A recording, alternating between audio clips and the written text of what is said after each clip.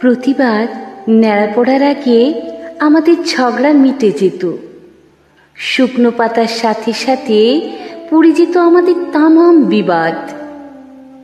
পরদিন সাদা পাঞ্জাবি পরে তুমি আমাদের বাড়ি আসতে, আমার হাজার বারণের মুখে ছাই দিয়ে গোলাপি আবির মাখাতে মাখাতে বলতে, জানো মহুল, এই রংটি বন্ধুত্বের, তোমাকে ভীষণ মানায়।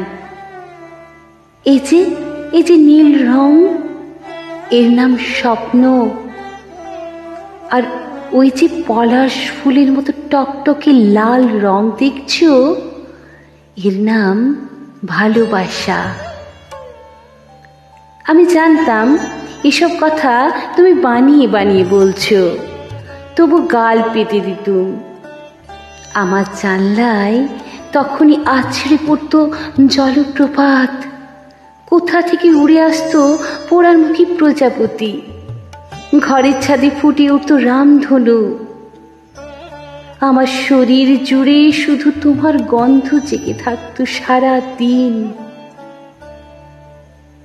এরপর এক ফাল্গুনে বাবার পছন্দ করা পাত্র,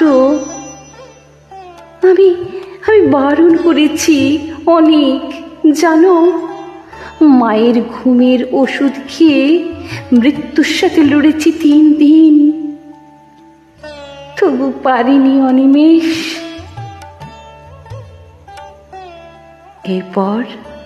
এরপর থেকে তুমি আর কখনো আমার সাথে কথা বলনি।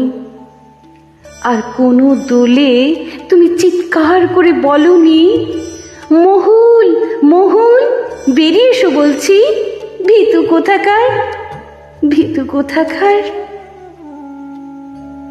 জানো অনিমেষ, এত দোল এলো গেল, কই তোমার মতো করে কেউ তো দাগ রেখে যায়নি। কোনো জলপ্রপাত আর কখনো ভেঙে পড়েনি আমার জানলায়। এখনো এক টুকরো রামধনু জাগিয়ে রেখেছি আমার অষ্টাদশীর চিলে কোঠায়।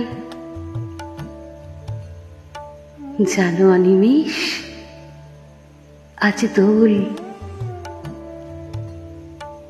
জানো অনিমেষ, আজ দোল।